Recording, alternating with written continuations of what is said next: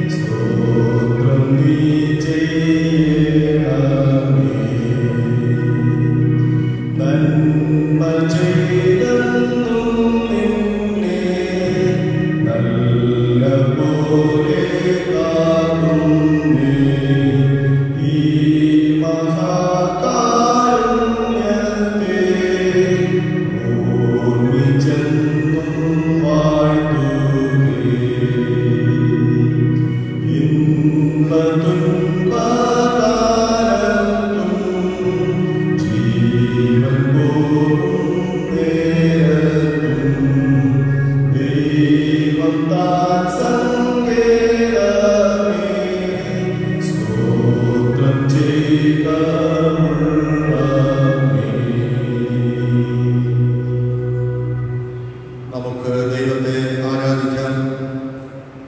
ആരാധനക്രമം 4-ാം മുറം സ്തുതിലിത്താനികൾ 2-ാം ഭാഗം.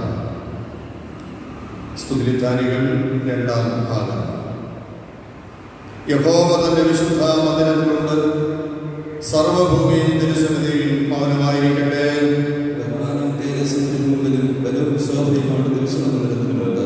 ഞാനും അങ്ങയുടെ കൃപയുടെ പകർത്തുവാൻ അങ്ങയുടെ ആലയത്തിലേക്ക് പ്രവേശിക്കും.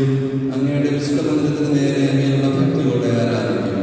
യഹോവ എന്നെ വിളിച്ചതും എന്റെ രക്ഷയുമാകുന്നു, ഞാൻ ആരെ ഭയപ്പെടും. യഹോവ എന്റെ ജീവൻ, ഞാൻ ആരെ പേടിക്കും. അവിടുന്ന് നമ്മുടെ പാപങ്ങൾക്കൊത്തവണ്ണം നമ്മോട് ചെയ്യുന്നില്ല, നമ്മുടെ അകൃത്യങ്ങൾക്കൊത്തവണ്ണം നമ്മോട് പകരം ചെയ്യുന്നതുമില്ല. ആകാശം ഭൂമിക്ക് മീതെ ഉയർന്നിരിക്കുന്നത് പോലെ അവിടുത്തെ തന്റെ ഭക്തന്മാരോട് പകരമായിരുന്നു. യഹോവ എനിക്ക് ചെയ്ത സകല ഉപകാരങ്ങൾക്കും ഞാൻ എന്ത് പകരം കൊടുക്കും. ഞാൻ രക്ഷയുടെ പാപപാത്രമെടുത്ത് വിളിച്ചപേക്ഷിക്കും. ദൈവമേ, എന്നെ ശോധന ചെയ്ത് എന്റെ ഹൃദയത്തെ അറിയണമേ, എന്നെ പരീക്ഷിച്ച് എന്റെ നിലവുകളെ അറിയണമേ. വ്യസനത്തിനുള്ള മാർഗങ്ങളുണ്ടോ എന്ന് നോക്കി ശാശ്വത മാർഗത്തിൽ എന്നെ നടത്തണമേ. കർത്താവേ, എന്റെ അതിരുകൾ തുറക്കണമേ, എന്നാൽ അങ്ങയുടെ സ്തുതി വർദ്ധിക്കും.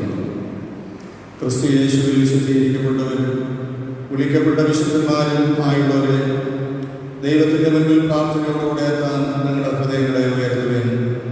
ഇവിടെ നിശ്ചയമായ ദൈവഭവനവും സ്വർഗവാതിലുമുണ്ട്. നമുക്ക് ആശ്വാസവും സന്തോഷവും സകല ബുദ്ധിയും കഴിയുന്ന സമാധാനവും ഇവിടെ വെച്ച് നൽകുവാൻ ദൈവം പ്രസാദിച്ചിരിക്കുന്നു. ഇവിടെ വെച്ച് തിരുവചനവും വിശുദ്ധ സാക്ഷ്യങ്ങളുടെ മുഖാന്തരം ദൈവം നമ്മോട് സംസാരിക്കുന്നതായി നാം കേൾക്കുന്നുവല്ലോ. ഇങ്ങനെ നമ്മെ സമീപിച്ചിരിക്കുന്ന ആ ദൈവത്തോട് നാം അണഞ്ഞു ചെന്ന് നമ്മുടെ കൃതജ്ഞതാസ്തോത്രങ്ങൾ അർപ്പിക്കുന്നത് യോഗ്യവും ന്യായവുമാകുന്നു. എന്നാലും നാം പാപം ചെയ്തു പോയിട്ടുള്ളവരും ദൈവത്തിന്റെ പരിശുദ്ധ സന്നിധിയിൽ നിൽക്കാൻ യോഗ്യതയില്ലാത്തവരുമാണെന്ന് ഓർത്തത് പരമാർത്ഥമായ അനുതാപത്തോട് നമ്മുടെ പാപം ഏറ്റുപറയുക. നമുക്ക് പ്രാർത്ഥിക്കാം. നമ്മൾ തന്നെ ദൈവസന്നിധിയിൽ വിനയപ്പെടുത്തിക്കൊണ്ട് കഴിഞ്ഞ കാലങ്ങളിൽ അറിഞ്ഞും അറിയാതെയും ചെയ്തു പോയ പാപങ്ങൾ ദൈവത്തോട് അനുതാപത്തോടുകൂടെ ഏറ്റുപറഞ്ഞുകൊണ്ട് പാപമോചനം പ്രാപിച്ച അനുഭവത്തോട് നമ്മുടെ ജീവിതത്തെ മുമ്പോട്ട് നയിക്കുന്നതിന് ദൈവത്തിൻ്റെ കൃപയുടെ കരങ്ങളിൽ നമുക്ക് ശരണപ്പെടാം.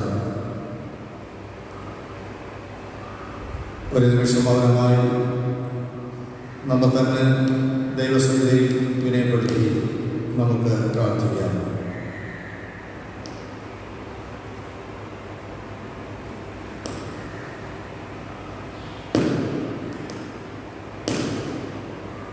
സർവശക്തനും കരുണയുള്ളവരുമായ കർത്താവ് പാപമോചനവും മാപ്പും ജീവിതം പുതുക്കുന്നതിനുള്ള അവസരവും പരിശുദ്ധാത്മാവിൻ്റെ കൃപയും ആശ്വാസവും നമുക്ക് നൽകുമാറാകട്ടെ. ആമേൻ. ദൈവം നമ്മുടെ ജീവിതത്തിൽ നൽകിയ എല്ലാ നന്മകളെയും ഓർമ്മിച്ചുകൊണ്ട് ദൈവസന്നിധിയിൽ നമുക്ക് സ്തോത്രം അർപ്പിച്ച് പ്രാർത്ഥിക്കാം.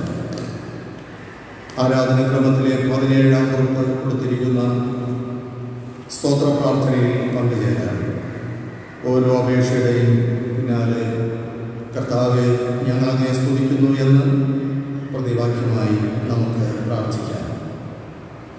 ഞങ്ങളുടെ മേലും ഞങ്ങളുടെ ജനങ്ങളുടെ മേലും അവിടുന്ന് കൃപയായി നൽകിയിട്ടുള്ള സകലദാനങ്ങൾക്ക് വേണ്ടിയും ഞങ്ങൾക്ക് തന്നിരിക്കുന്ന ജീവന് വേണ്ടിയും ഞങ്ങൾ ജീവിക്കുന്ന ഈ ലോകത്തിന് വേണ്ടിയും കർത്താവെ ഞങ്ങളങ്ങേ സ്തുതിക്കുന്നു. അവിടുത്തെ കൃപയാൽ ഞങ്ങൾ ഗ്രഹിച്ചിട്ടുള്ള സത്യത്തിനായും ഞങ്ങളുടെ ജീവിതത്തിൽ കാണുന്ന എല്ലാ നന്മയ്ക്കായും ദിവ്യമായ കാര്യങ്ങളിലേക്ക് ഞങ്ങളെ വഴി നടത്തുന്ന വിശ്വാസത്തിനായും പ്രത്യാശയ്ക്കായും കർത്താവെ ഞങ്ങളങ്ങേ സ്തുതിക്കുന്നു. ദൈവം സൃഷ്ടിച്ചിരിക്കുന്ന മനോഹരമായ ഈ പ്രപഞ്ചം പകൽ രാത്രി വേനൽ മഴ വിത കൊയ്ത്ത് സസ്യാദികൾ എന്നിവയ്ക്ക് വേണ്ടിയും കർത്താവെ ഞങ്ങളങ്ങേ സ്തുതിക്കുന്നു. സകല സന്തോഷങ്ങൾക്കായും ആശ്വാസങ്ങൾക്കായും കുടുംബസംബന്ധമായ അനുഗ്രഹങ്ങൾക്കായും സ്നേഹിതന്മാർക്കായും സാമൂഹ്യ ജീവിതത്തിലെ നിർമ്മല സന്തോഷം സ്നേഹം സഹതാപം എന്നിവയ്ക്കായും കർത്താവെ ഞങ്ങളങ്ങേ സ്തുതിക്കുന്നു.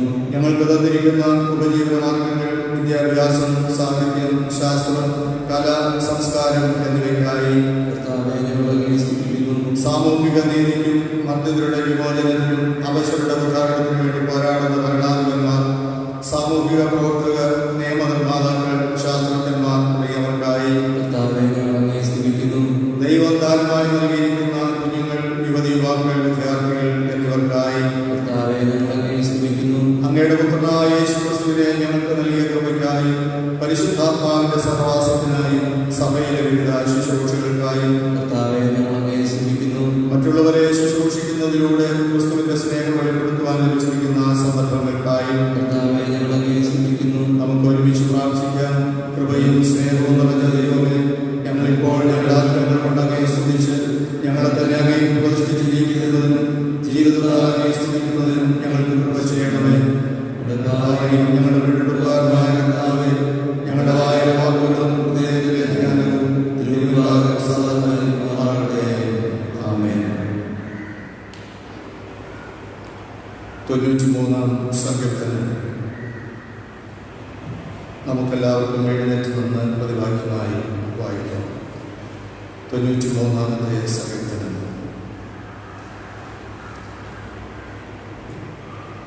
യഹോവ വാഴുന്നു, അവൻ മഹിമ ധരിച്ചിരിക്കുന്നു.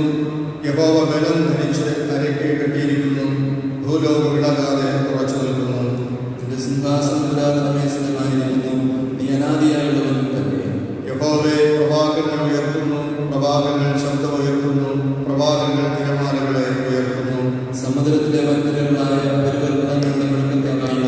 ഉയരത്തിൽ യഹോവ നിന്റെ സാക്ഷ്യങ്ങൾ എത്രയും നിശ്ചയമുള്ളതാണ്. യഹോവയെ ക്രിസ്തുവിന്റെ ആലയത്തിന് എന്നേക്കും നിമജിതം തന്നെ.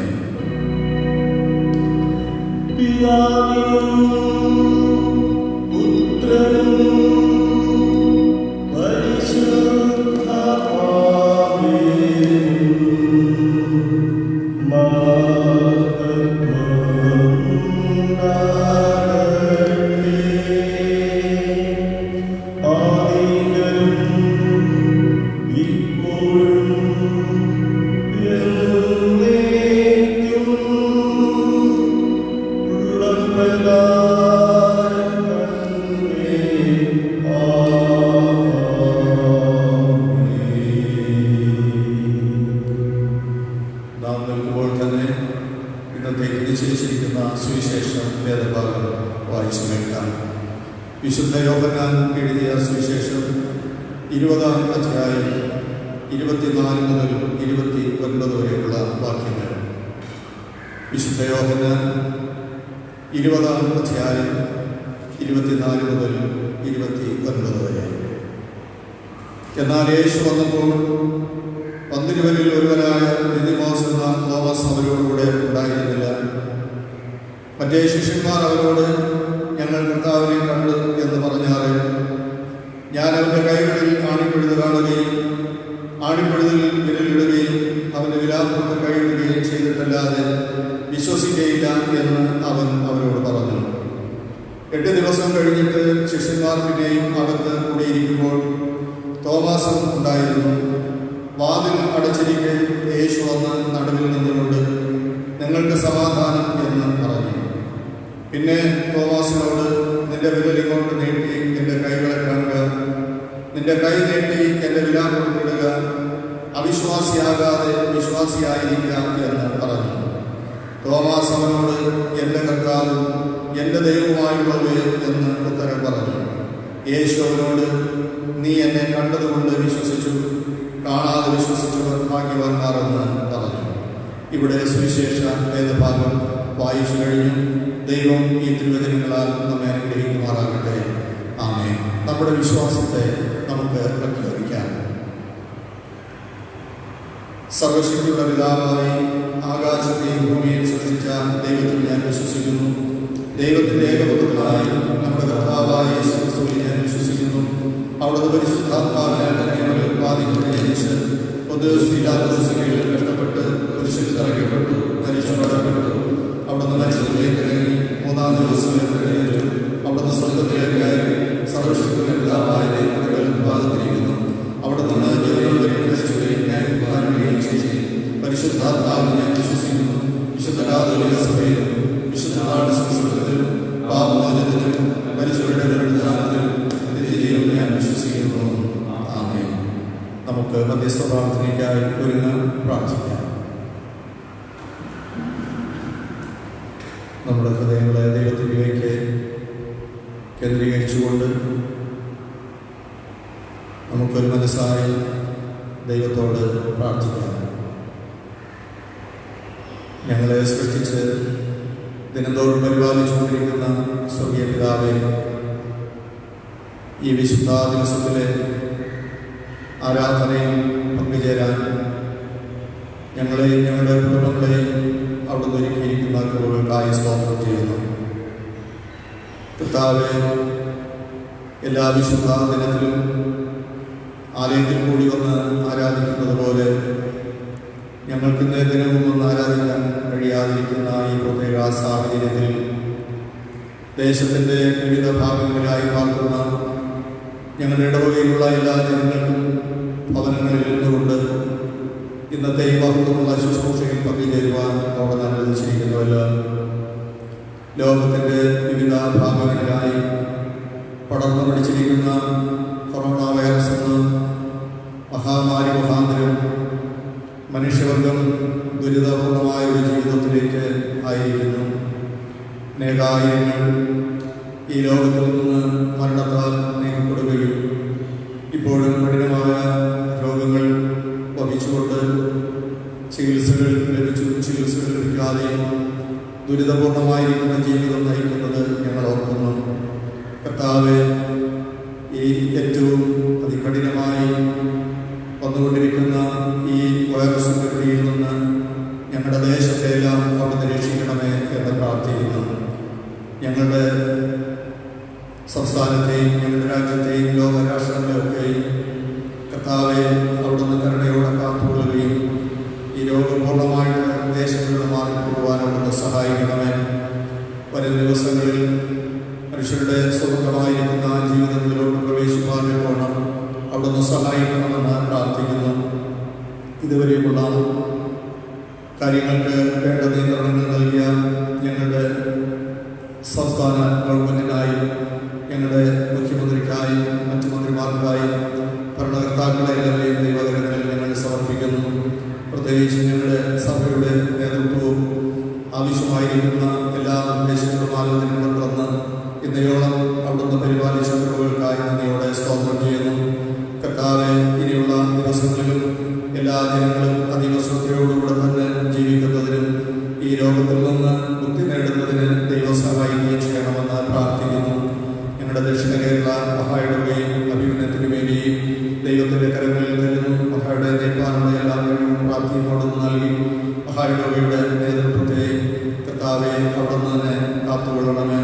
ഞങ്ങളുടെ മഹായിടവയിലുള്ള എല്ലാ ഇടവകകളെയും ശുശ്രൂഷകരെയും എല്ലാം ദൈവത്തിൻ്റെ കരങ്ങളിൽ സമർപ്പിച്ച് പ്രാർത്ഥിക്കുന്നു. കർത്താവെ, വിശുദ്ധന്മാരായി പ്രവർത്തിക്കുന്ന എല്ലാ സഹോദരങ്ങളെയും അവരുടെ സേവനങ്ങളെയും ദൈവം അനുഗ്രഹിക്കണമേ. ഞങ്ങളുടെ പൊതുകുന്ന ഡിസ്ട്രിക്റ്റിന് വേണ്ടി പ്രാർത്ഥിക്കുന്നു.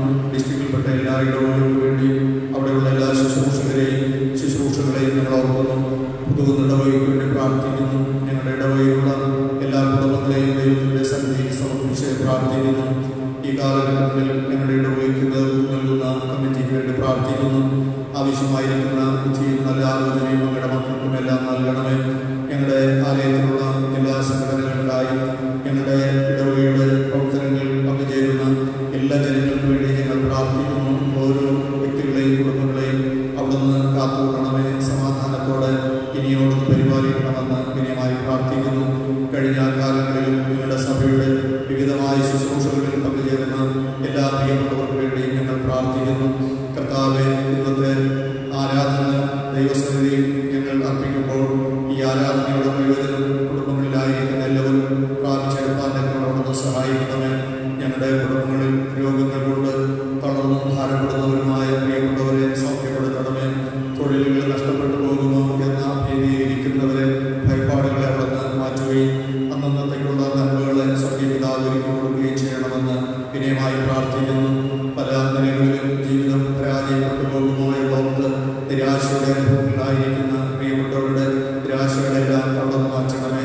കുടുംബങ്ങളിൽ നിന്ന് വിദേശങ്ങളിൽ ജോലി തേടി പോവുകയും ഞങ്ങളുടെ കുടുംബങ്ങളിൽ നിന്ന് ഞങ്ങളുടെ മക്കൾ പഠനങ്ങൾക്കായി വിദേശങ്ങളിലൊക്കെ ആയിരിക്കുമ്പോൾ കർത്താവിൻ്റെ കൃപയുടെ കരങ്ങളിൽ ഞങ്ങളുടെ മക്കളെ വഹിക്കുകയും കർത്താവെ ഇന്നത്തെ ജീവിത തടസ്സങ്ങളെല്ലാം മാറി എല്ലാവരെയും ഞങ്ങൾക്ക് നേരിൽ കണ്ട് സന്തോഷിച്ച് കൂട്ടായ്മകളായിരിക്കാൻ അവിടുന്ന് സഹായിക്കണമെന്ന് വിനയമായി ഞങ്ങൾ പ്രാർത്ഥിക്കുന്നു.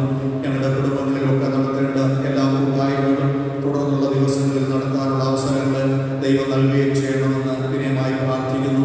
കർത്താവെ, ഇന്നത്തെ ഈ പ്രത്യേക ശുശ്രൂഷയിൽ സഹകരിച്ചുകൊണ്ടിരിക്കുന്ന എല്ലാ പ്രിയപ്പെട്ടവർക്കും വേണ്ടി ഞങ്ങൾ പ്രാർത്ഥിക്കുന്നു. നിന്റെ കൃപ കൂടെ ഇരിക്കണമേ.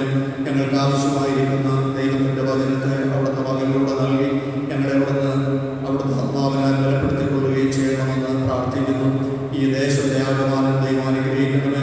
എല്ലാവിധ അനർത്ഥങ്ങളിൽ നിന്നും ഞങ്ങളെല്ലാം അവിടുന്ന് രക്ഷിക്കുകയും ചെയ്യണമെന്ന് പ്രാർത്ഥിക്കുന്നു. വന്നുപോയ എല്ലാ തെറ്റുകുറ്റങ്ങളും ഞങ്ങളോട് ക്ഷമിച്ച് മഹത്വം സ്വീകരിക്കണമേ. യേശുവിൻ നാമത്തിൽ അടിയങ്ങളുടെ പ്രാർത്ഥന കേൾക്കണമേ. ആമേൻ. സ്വർഗ്ഗസ്ഥനായ ഞങ്ങളുടെ പിതാവേ, തിരുനാമം സ്വീകരിക്കപ്പെടണമേ. തിരുരാജ്യം വരണമേ. തിരീക്ഷം സ്വർഗ്ഗം പോലെ ഭൂമിയിലുമാകണമേ. ഞങ്ങൾക്ക് ആവശ്യമുള്ള ആഹാരം തരണമേ. ഞങ്ങളുടെ കടക്കാരോട് ഞങ്ങൾ ക്ഷമിച്ചിരിക്കുന്നത് പോലെ ഞങ്ങളുടെ പാപങ്ങളോട് ഞങ്ങളോട് ക്ഷമിക്കണമേ. ഞങ്ങളുടെ പരീക്ഷയിൽ കിടന്നാസാരോഷിക്കണമേ. രാജ്യവും ശക്തിയും മഹത്വവും എന്നേക്കും അങ്ങേക്കുള്ളതല്ലോ. ആമേൻ. ദൈവനാമമഹത്വത്തിനായി 289 ഗീതം നമുക്ക് പാടാം.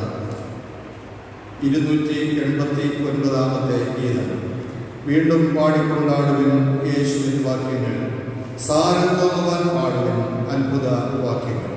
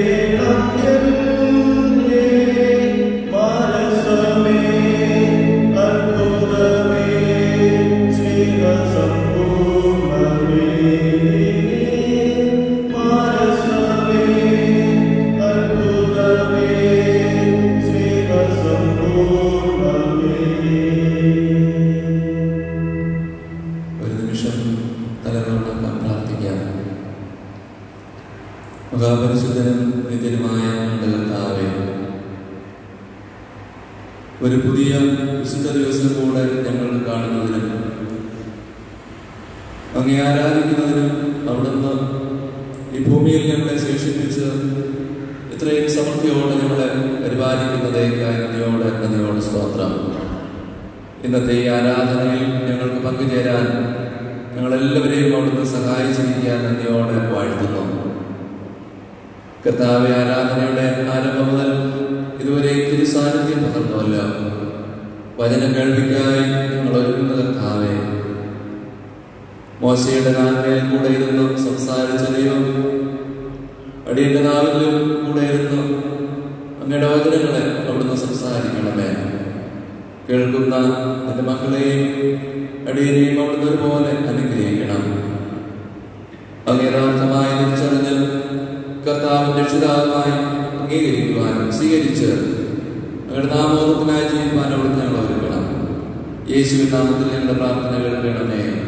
ആമേൻ. ദൈവത്തിന്റെ അതിപരിശുദ്ധ നാമമായ നാമം വാഴ്ത്തപ്പെടുമാറാകട്ടെ.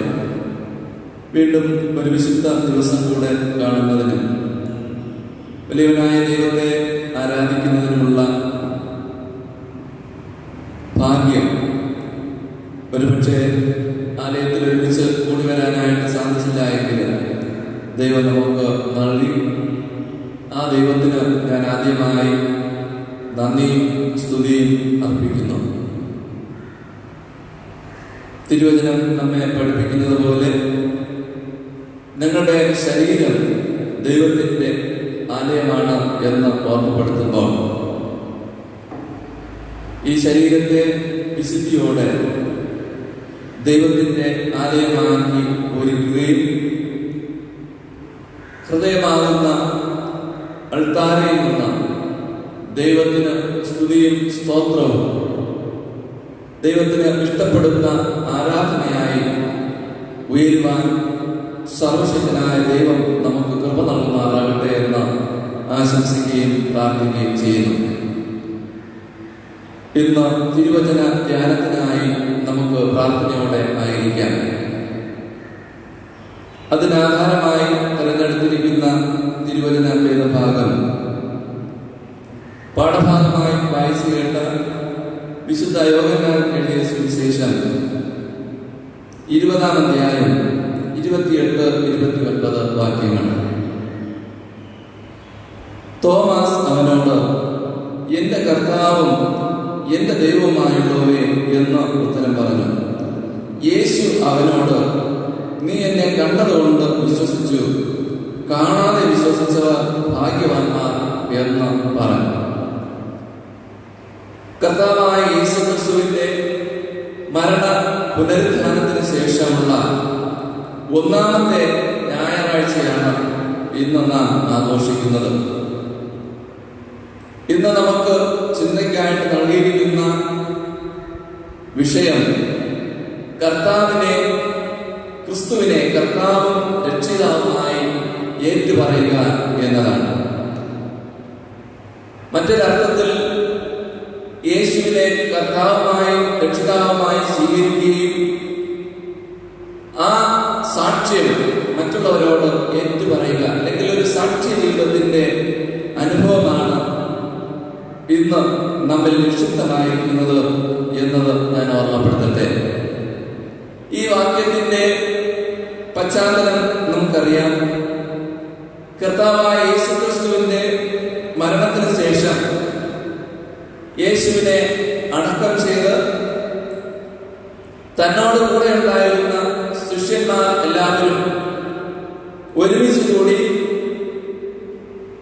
തുടർന്നുള്ള ജീവിതം, മുന്നോട്ടുള്ള ജീവിതം എന്താകുമെന്ന് ചിന്തിച്ച് ഭയപരവശനായി അവർ ഒരിടത്ത് ഒരുമിച്ച് കൂടിയിരിക്കുമ്പോൾ യേശു അവരുടെ നടുവിൽ വന്ന് അവർക്ക് പ്രത്യക്ഷപ്പെട്ട് അവർക്ക് സമാധാനം നൽകുന്നതാണ് ഈ വേദഭാഗത്തിന്റെ പശ്ചാത്തലം. ആ ശിഷ്യന്മാരോടൊപ്പം അന്ന് ആഴ്ചവട്ടത്തിന്റെ 1-ാം നാൾ ആയ ആ ദിവസം തോമസ് അവരോടുകൂടെ ഇല്ലായിരുന്നു. ആയിരുന്നു എന്നും 8 ദിവസങ്ങൾക്ക് ശേഷം യേശു പിന്നെയും അവരുടെ നടുവിൽ പ്രത്യക്ഷപ്പെട്ടു എന്നാണ് ഈ 20-ാം അധ്യായം 26 മുതലുള്ള വാക്യം നമ്മെ ഓർമ്മപ്പെടുത്തുന്നത്.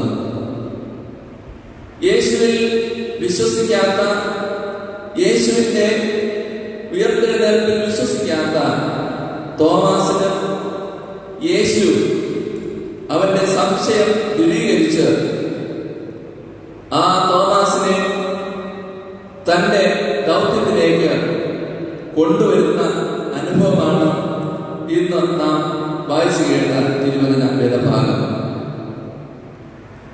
സത്യം കണ്ടെത്താനുള്ള അന്വേഷണവും പഠനവും മനുഷ്യനെ വിജ്ഞാനകാരികളായി തീരാൻ പ്രേരിപ്പിക്കുന്ന ഒരു കാലഘട്ടം.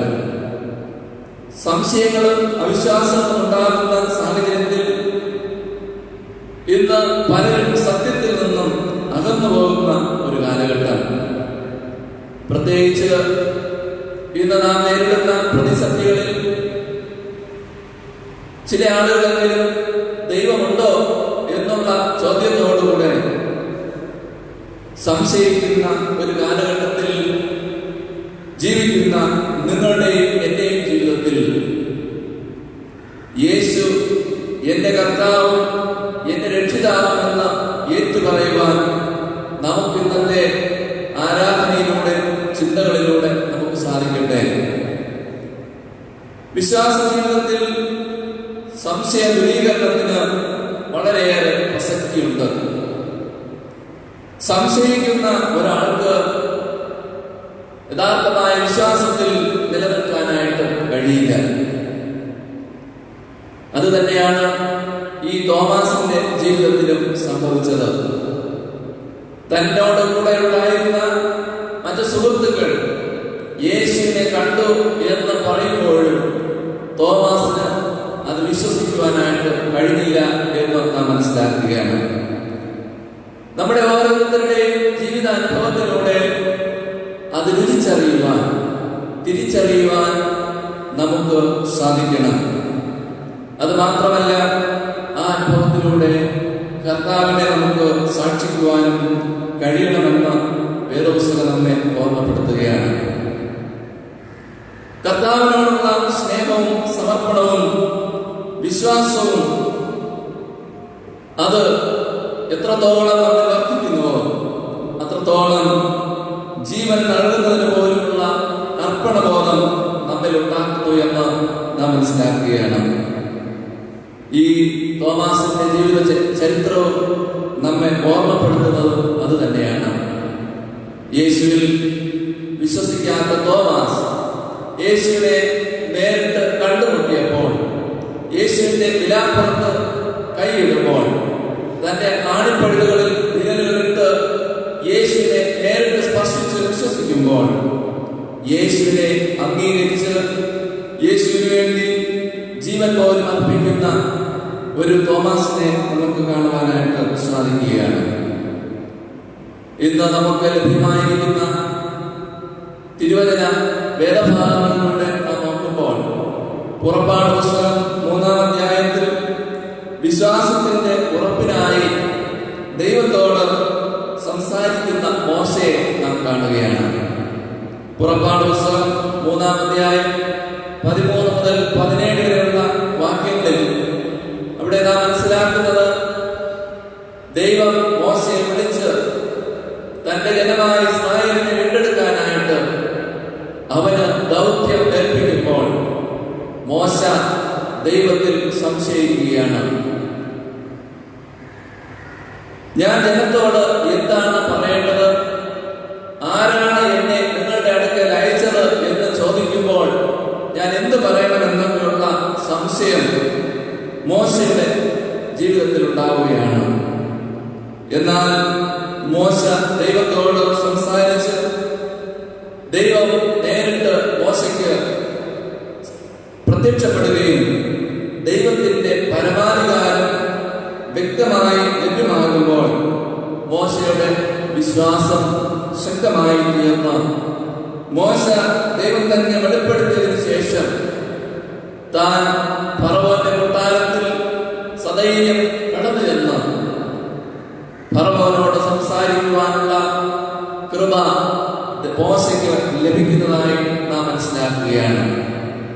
അതുവരെ പേടിച്ചും ഭയന്നിരുന്ന മോശ ദൈവത്തിന്റെ ഇടപെടൽ വ്യക്തമായി വ്യക്തിപരമായി തിരിച്ചറിഞ്ഞപ്പോൾ ഫറവോന്റെ കൊട്ടാരത്തിൽ പോകുവാൻ മോശ ധൈര്യം കാണിക്കുന്നത് നാം കാണുകയാണ്.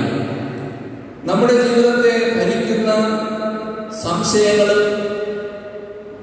അതുപോലെ വിശ്വാസ ജീവിതത്തിന്റെ പോരായ്മകളും ദൂരീകരിക്കപ്പെടേണ്ടത് ഏറ്റവും അത്യാവശ്യമാണ്. ഇന്നത്തെ ജീവിത കാലയളവിൽ നാം പലപ്പോഴും ഈ സംശയങ്ങൾ നമ്മുടെ ജീവിതത്തിൽ കടന്നു വരാറുണ്ട്. ജീവിതത്തിൽ കടന്നു വരുന്ന പ്രതിസന്ധികൾ, ഒരുപക്ഷെ രോഗങ്ങൾ, മറ്റുള്ള ബുദ്ധിമുട്ടുകളൊക്കെ കടന്നു വരുമ്പോൾ ഒരുപക്ഷെ ആ ദൈവത്തിലുള്ള വിശ്വാസത്തിൽ നിന്ന് നാം പിന്മാറിപ്പോകുന്ന അല്ലെങ്കിൽ സംശയത്തിന്റെ അനുഭവങ്ങൾ, കണികകൾ നമ്മുടെ മനസ്സിൽ ഉടലെടുത്തു എന്ന് വരാം. ആ സാഹചര്യങ്ങളിൽ യഥാർത്ഥമായിട്ടുള്ള ദൈവത്തെ രുചിച്ചറിഞ്ഞുകൊണ്ട് ആ ദൈവസ്നേഹം തിരിച്ചറിഞ്ഞ് നമ്മുടെ വിശ്വാസം ഉറക്കെ പ്രഖ്യാപിക്കുവാൻ ഈ തോമാസിനെ പോലെ എന്റെ കർത്താവും എന്റെ ദൈവവുമായുള്ളവേ എന്ന് പറയുവാൻ നമുക്ക് കഴിഞ്ഞാൽ ആ ദൈവികമായിട്ടുള്ള സാന്നിധ്യം നമുക്ക് അനുഭവിക്കാനായിട്ട് കഴിയും എന്നതിന് യാതൊരു വിധമായ സംശയവുമില്ല. ഇന്നത്തെ ഈ ചിന്തകളിലൂടെ രണ്ട് കാര്യങ്ങളാണ് നിങ്ങളോട് പങ്കുവയ്ക്കുവാനായിട്ട് ആഗ്രഹിക്കുന്നത്. ഒന്ന്, യഹോവയുടെ പരമാധികാരത്തെ പ്രകീർത്തിക്കുന്ന വിശ്വാസ പ്രഖ്യാപനം. യഹോവയുടെ പരമാധികാരത്തെ പ്രകീർത്തിക്കുന്ന വിശ്വാസ പ്രഖ്യാപനം. ദൈവത്തിന്റെ പരമാധികാരം എന്നത് മനുഷ്യന് ചിന്തിക്കുന്നതിനും അപ്പുറമായിട്ടുള്ളതാണ് എന്നത് നാം മറന്നു പോകരുത്. മനുഷ്യൻ എത്ര നിസാരനാണ് എന്ന് ഓർമ്മപ്പെടുത്തുന്ന അനുഭവങ്ങളാണ് ഇന്ന് ലോകമെമ്പാടും ഉള്ള ജനം ഭീതി ആഴ്ത്തിയിരിക്കുന്നത്.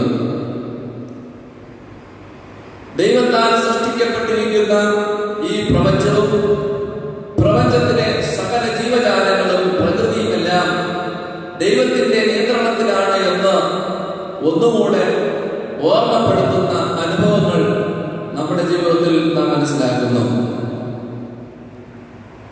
COVID-19 എന്ന വൈറസ് അത് എവിടെ നിന്ന് എങ്ങനെ ആരംഭിച്ചു എന്ന് ഇതുവരെ പൂർണ്ണമായിട്ടുള്ള അറിവ് മനുഷ്യന് ലഭ്യമായിട്ടില്ല.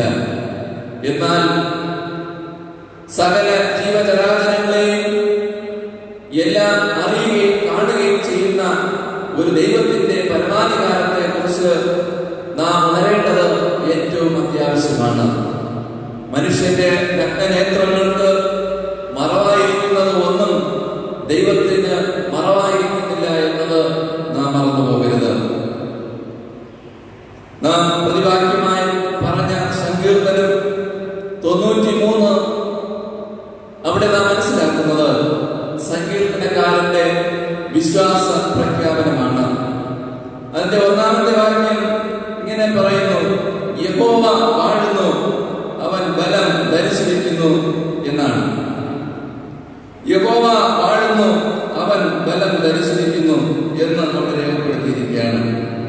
ദൈവത്തിന്റെ പരമാധികാരത്തെ പൂർണ്ണമായി ഉൾക്കൊണ്ടുകൊണ്ടുള്ള സങ്കീർത്തനക്കാരന്റെ പ്രഖ്യാപനമാണ് 93 സങ്കീർത്തനം 1 മുതൽ 5 വരെയുള്ള വാക്യങ്ങളിൽ നാം മനസ്സിലാക്കുന്നത്. ഓരോ വാക്യങ്ങളും ദൈവത്തിന്റെ പരമാധികാരത്തെ അവിടെ ചൂണ്ടിക്കാണിക്കുന്നതാണ് എന്നത് നാം മറന്നു പോകരുത്. പുരാതന കാലഘട്ടത്തിൽ സിംഹാസനാരോഹണ ചടങ്ങിൽ കർത്താവ് വാണരുളുന്നു എന്ന പദം അഭിവാദനം ചെയ്യുന്നതിന്, രാജാക്കന്മാരെ അഭിവാദനം ചെയ്യുന്നതിന് ഉപയോഗിച്ചിരുന്നു. ദൈവം വാണരുളുന്നു എന്നത് ദൈവം മാത്രമാണ് സകലത്തിന്റെ ഭരണാധികാരി എന്ന ആശയം സങ്കീർത്തനക്കാരൻ വ്യക്തമാക്കുകയാണ്. ദൈവത്തിന്റെ പരമാധികാരത്തിന് കീഴിൽ യഥാർത്ഥമായ പ്രജകളായി തീരാൻ ദൈവം വിളിച്ചിരിക്കുന്നു എന്ന് ഇവിടെ രേഖപ്പെടുത്തുന്നു. രണ്ടാമത്തെ വാക്യം ഇങ്ങനെ പറയുന്നു, സങ്കീർത്തനം 93:2, നിന്റെ സിംഹാസനം പുരാതനമേ സ്ഥിരമായിരിക്കുന്നു, നീ അനാദിയായുള്ളവൻ തന്നെ.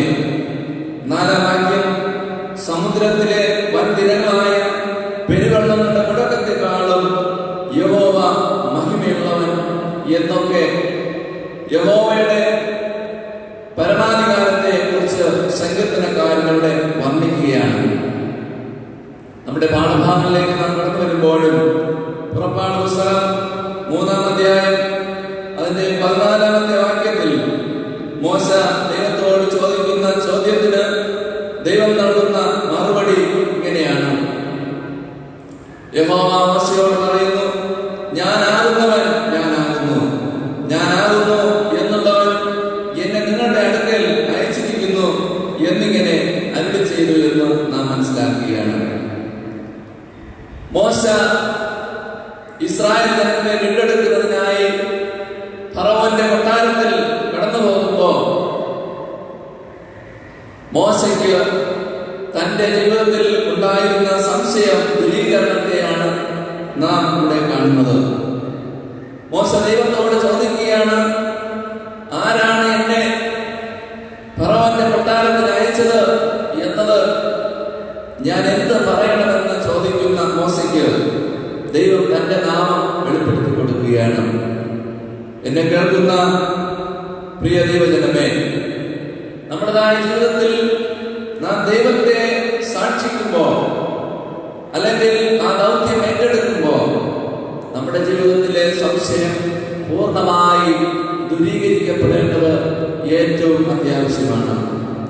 നാം വ്യക്തിപരമായി യേശുവിനെ തിരിച്ചറിഞ്ഞ് നമ്മുടെ ജീവിതത്തിൽ അനുഭവിച്ചറിഞ്ഞതിന് ശേഷം മാത്രമേ നമുക്ക് പൂർണ്ണമായി വിശ്വാസത്തോടെ മറ്റുള്ളവരോട് ആ കർത്താവിനെ സാക്ഷിക്കുവാൻ ഹൃദയംഗമായി എന്റെ കർത്താവും എന്റെ ദൈവവുമായുള്ളവ എന്ന് ഈ തോമാസിനെ പോലെ സാക്ഷ്യപ്പെടുത്തുവാനായിട്ട് നമുക്ക് കഴിയും എന്നതിന് യാതൊരു വിധമായ തർക്കവുമില്ല. ആ വിധത്തിൽ മോശ തന്റെ ജീവിതത്തിൽ സധൈര്യം അല്ലെങ്കിൽ ദൈവത്തിലുള്ള അത്ഭുതങ്ങളും അടയാളങ്ങളും പ്രവൃത്തികളെല്ലാം നേരിട്ട് കാണുന്നതും അനുഭവിക്കുന്നതും നാം 3-ാം അധ്യായത്തിൽ നാം മനസ്സിലാക്കുകയാണല്ലോ. യഹോവ തന്റെ നാമം മോശയ്ക്ക് വെളിപ്പെടുത്തുകയും മോശയും ജനം വിശ്വസിക്കുകയും അത് ഏറ്റുപറയുകയും ചെയ്യുന്നത് പുറപ്പാട് പുസ്തകം 4-ാം അധ്യായം 31-ാമത്തെ വാക്യത്തിൽ നാം കാണുന്നു. അപ്പോൾ ജനം വിശ്വസിച്ച് യഹോവ ഇസ്രായേൽ മക്കളെ സന്ദർശിച്ചു എന്നും തങ്ങളുടെ കഷ്ടത കടാക്ഷിച്ചു എന്നും കേട്ടിട്ട് അവർ കുമ്പിട്ട് നമസ്കരിച്ചു എന്ന് നാം കാണുകയാണ്.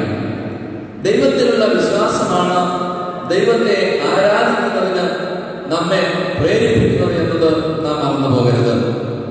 യഥാർത്ഥമായിട്ടുള്ള ആരാധന നമ്മുടെ ഹൃദയത്തിൽ നിന്ന് ഉയരുമ്പോൾ പൂർണ്ണമായിട്ടുള്ള ദൈവവിശ്വാസമാണ് അതിന്റെ അടിസ്ഥാനമെന്ന് നാം മറന്നു പോകരുത്.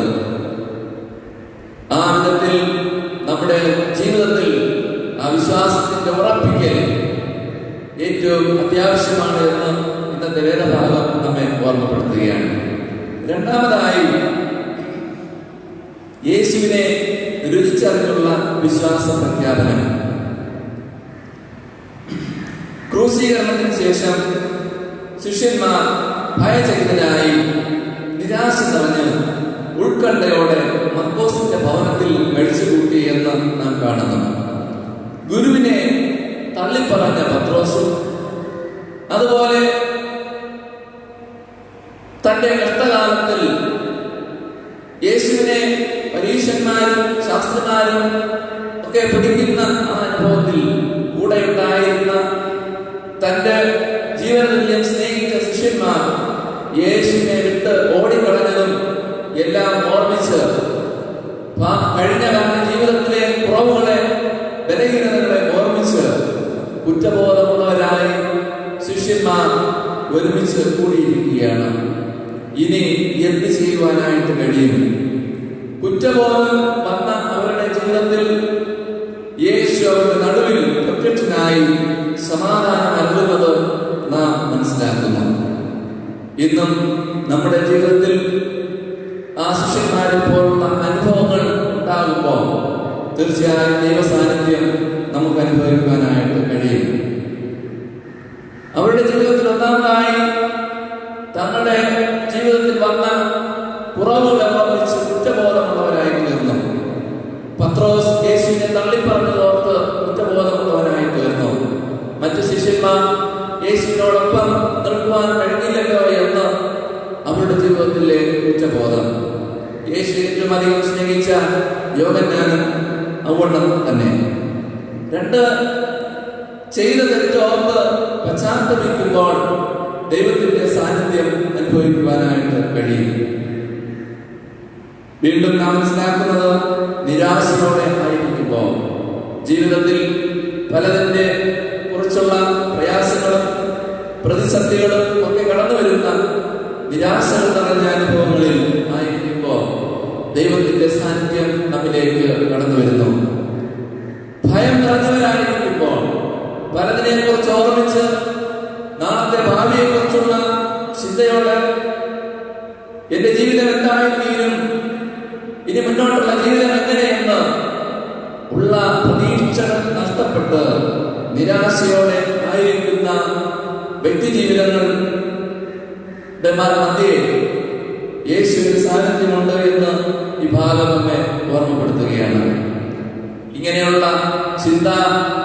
ചിന്തകളോടെ ആശയക്കുഴപ്പത്തിലായിരുന്ന ശിഷ്യന്മാരുടെ നടുവിലാണ് യേശു കടന്നു വന്ന് നിങ്ങൾക്ക് സമാധാനമെന്ന് പറയുന്നത് നാം മനസ്സിലാക്കുന്നു.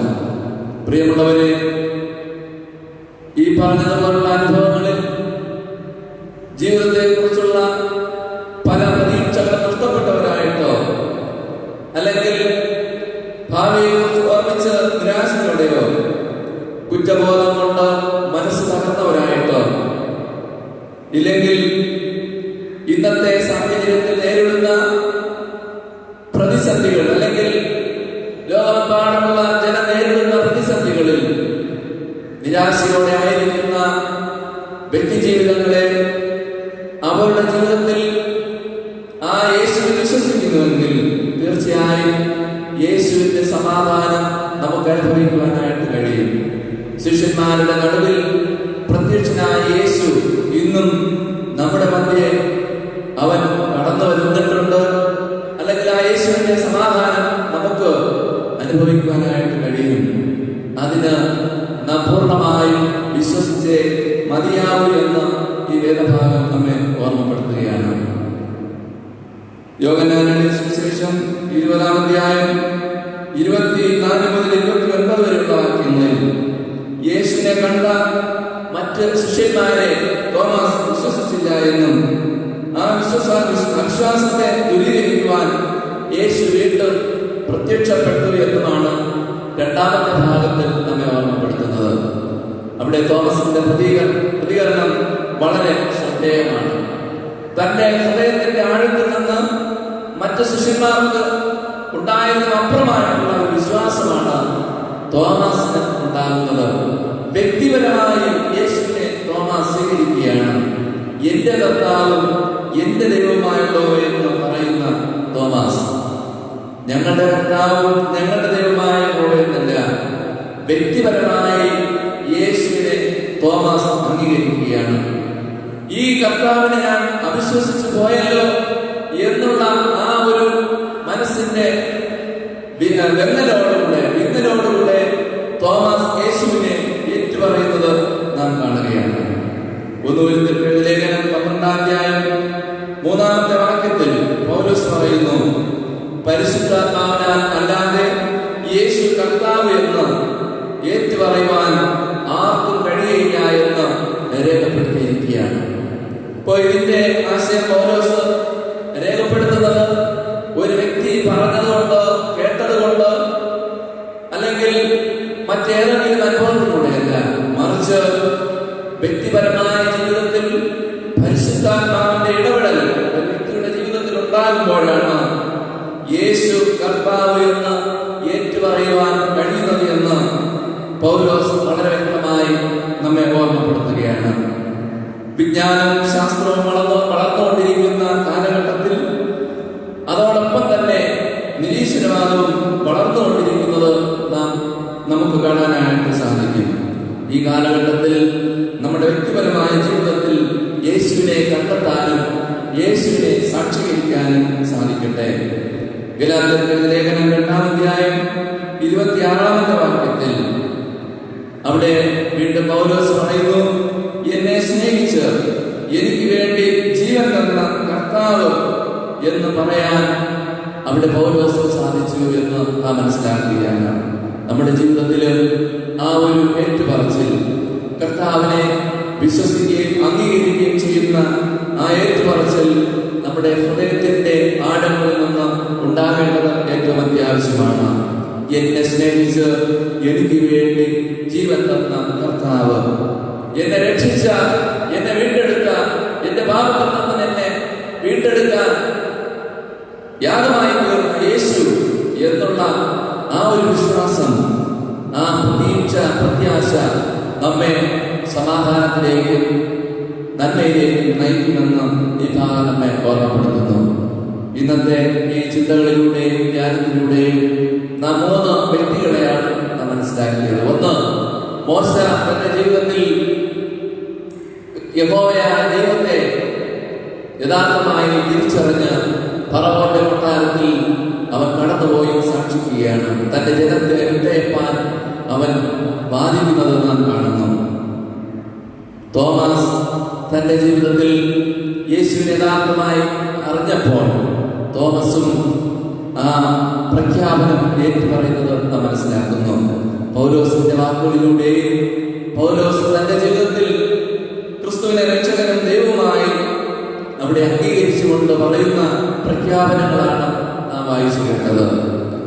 ഈ ഇന്നത്തെ ധ്യാനത്തിലൂടെ നമ്മുടേതായ ജീവിതത്തിലും മോശയെ പോലെ, തോമസിനെ പോലെ, പൗലോസിനെ പോലെ നമുക്കും ക്രിസ്തുവിനെ രക്ഷകനായും ദൈവവുമായും ഉറപ്പിക്കുവാനും ആ ഉറപ്പിന്റെ വിശ്വാസം ഏറ്റുപറയുവാനും ദൈവം തന്റെ പരിശുദ്ധാത്മാവിനാൽ നമ്മേവരെയും സഹായിക്കട്ടെ, അനുഗ്രഹിക്കട്ടെ എന്ന് പ്രാർത്ഥിച്ചുകൊണ്ട് ഞാൻ എൻ്റെ വാക്കുകൾ നിർത്തുന്നു. ദൈവം നമ്മേവരെയും സമൃദ്ധമായി അനുഗ്രഹിക്കുമാറാകട്ടെ. ആമേൻ. നമുക്കെല്ലാവർക്കും എഴുന്നേറ്റ് നിന്ന് ദൈവനാമ മഹത്വത്തിനും സ്തുതിക്കുമായി പാഠ്യപുസ്തകത്തിലെ 212-ാമത്തെ ഗീതം എഴുന്നേറ്റ് പോയി.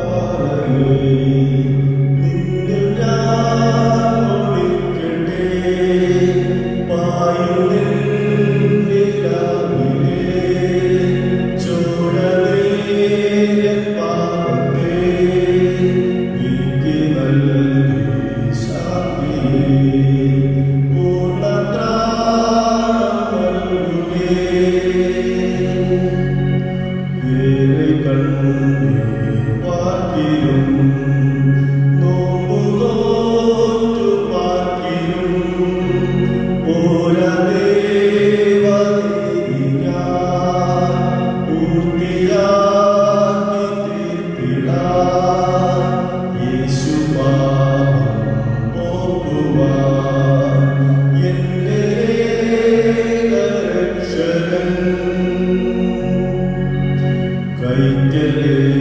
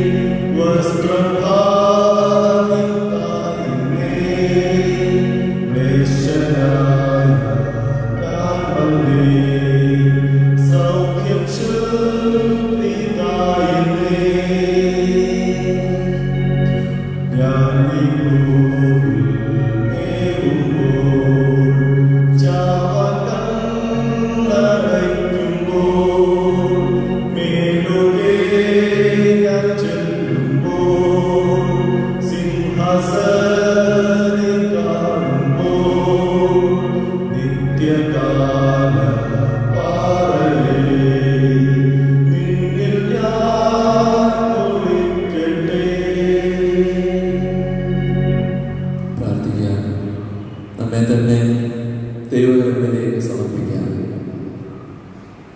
നമ്മെ രക്ഷിച്ച് നമ്മെ വീണ്ടെടുത്ത യേശുവിലുള്ള വിശ്വാസത്തിൽ നാം അകന്നുപോയവരാണെങ്കിൽ, തോമസിനെ പോലെ വിശ്വാസം നമ്മുടെ ജീവിതത്തെ ഭരിക്കുന്നുവെങ്കിൽ, നമ്മെ സമ്പൂർണമായി ദൈവകരങ്ങളിൽ സമർപ്പിച്ച്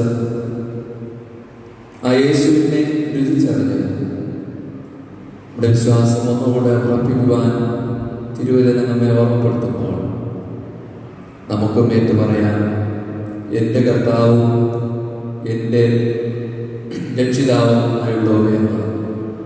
ആ ദൈവകരങ്ങളിൽ നമ്മെ സമർപ്പിച്ചുകൊണ്ട് ദൈവത്തോട് പ്രാർത്ഥിക്കാം. സ്നേഹവാനായ ഞങ്ങളുടെ കർത്താവേ, അവിടുത്തെ സ്നേഹത്തിൻ്റെ കൂട്ടായ്മയിൽ വസിക്കുവാൻ അവിടുന്ന് ഞങ്ങൾക്ക് ഒരുക്കിയിരിക്കുന്ന കൃപകൾക്കായി നന്ദിയോടെ സ്തോത്രം.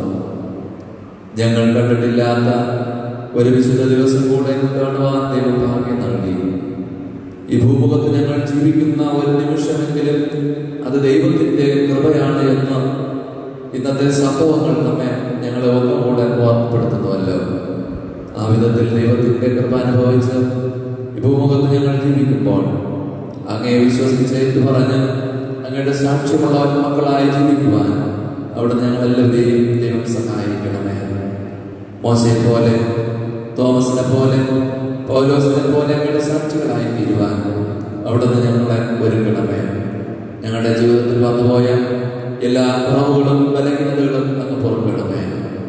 ഞങ്ങൾക്ക് വേണ്ടി കാൽവരി ക്രൂശിൽ യാഗമായി തീർന്ന അവിടുത്തെ സ്നേഹത്തെ ഞങ്ങൾ ഓർക്കുവാനും ആ സ്നേഹത്തിൻ്റെ അനുഭവത്തിൽ മറുപടിയായി ഞങ്ങളെ തന്നെ പ്രതിഷ്ഠിച്ച് ജീവിക്കുന്നതിനും ജീവിതത്താൽ അങ്ങേ മഹത്വപ്പെടുത്തുന്നതിനും ഞങ്ങൾക്ക് കൃപ നൽകണമേ.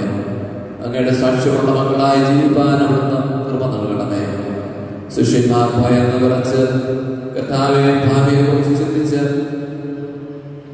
ആയിരുന്ന അവരുടെ മധ്യേ നിങ്ങൾക്ക് സമാധാനമെന്ന് അരുളി ചെയ്ത സമാധാനത്തിന്റെ പ്രഭുവായ ദൈവം അവിടുന്ന് ഞങ്ങളുടെ മധ്യേ കടന്നു വന്ന് ഞങ്ങളെ ആശ്വസിപ്പിക്കണമേ.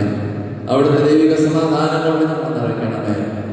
ലോകത്തിന് അവിടുത്തെ ദൈവിക സമാധാനം കൊണ്ട് ലോകത്തെ നിറയ്ക്കണമേ. സമാധാനം നഷ്ടപ്പെട്ടിരിക്കുന്ന ഒരു ലോകാന്തരീക്ഷത്തിൽ ഞങ്ങൾ ജീവിക്കുമ്പോൾ യേശുവിലുള്ള യഥാർത്ഥമായ സമാധാനം ഞങ്ങളുടെ ജീവിതങ്ങളിൽ അനുഭവിപ്പാൻ അവിടെ ഞങ്ങളുടെ ഹൃദയങ്ങളെ മനസ്സുകളെ ഒരുക്കണമേ. ഞങ്ങളുടെ ശരീരത്തെ വിശുദ്ധിയോടെ അങ്ങയുടെ ആലയമായി സൂക്ഷിച്ച് ഈ ശരീരമാകുന്ന ആലയത്തിൽ നിന്ന് സ്തുതി സ്തോത്രങ്ങൾ ഉയരുവാൻ ഓരോ നാളും അവിടുന്ന് ഞങ്ങൾക്ക് കൃപ നൽകണം. എല്ലാ പ്രതിസന്ധികളിൽ നിന്നും ഞങ്ങളെ വീണ്ടെടുക്കണമേ. അവിടുത്തെ ആത്മാവിനാൽ ഞങ്ങളെ നിയന്ത്രിക്കുകയും നയിക്കുകയും ചെയ്യണമേ. ഇന്നത്തെ ആരാധനയ്ക്ക് നേതൃത്വം നൽകിയ അച്ഛനെയോട് ശക്തീകരിച്ചതിനാണ് സ്തോത്രം. തുടർന്ന് അവിടുത്തെ ശുശ്രൂഷകൾ ചെയ്യുവാൻ അവിടുന്ന് ബലപ്പെടുത്തണം. ഞങ്ങളെല്ലാവരെയും അനുഗ്രഹിക്കണമേ. ഞങ്ങളുടെ സഭയിലെ കുടുംബങ്ങളെയും ദൈവം അനുഗ്രഹിക്കണം. സമാധാന പ്രഭുവായി അങ്ങ് വാഴണമേ. ഞങ്ങളുടെ ദേശത്തിനായി പ്രാർത്ഥിക്കുന്നു, ഞങ്ങളുടെ രാജ്യത്തിനായി ഞങ്ങൾ പ്രാർത്ഥിക്കുന്നു. അവിടുത്തെ ദൈവിക സമാധാനം കൊണ്ട് ദൈവം നിറയ്ക്കണം. ലോകരാഷ്ട്രങ്ങൾക്ക് വേണ്ടി പ്രാർത്ഥിക്കുന്നു. കർത്താവെ അങ്ങയെ അറിയുവാനും ആ ദൈവിക സ്നേഹത്തെ തിരിച്ചറിയുവാൻ ദൈവം എല്ലാവരെയും ഒരുക്കണമേ.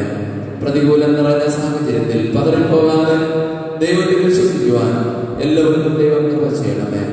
ഇന്നത്തെ ആരാധന ഞങ്ങൾക്ക് അനുഗ്രഹിച്ചു തന്നതിനാണ് സ്തോത്രം. അവിടുത്തെ ആത്മാവും ഞങ്ങളെല്ലാവരെയും നിയന്ത്രിച്ചതിനാണ് സ്തോത്രം. സകലമായ മഹത്വവും പുകഴ്ചയും അങ്ങേക്ക് സമർപ്പിക്കുന്നു. ക്രിസ്തയേശു മുഖാന്തരം ഞങ്ങളുടെ പ്രാർത്ഥന കൃപയോടെ കൈക്കൊള്ളണമേ. ആമേൻ. നാം ചോദിക്കുന്നതിലും നിരക്കുന്നതിലും അത്യന്തപരമായി ചെയ്യുവാൻ നമ്മൾ വ്യാപരിക്കുന്ന ശക്തിയാൽ കഴിയുന്നവന് സഭയിലും ക്രിസ്തയേശുവിലും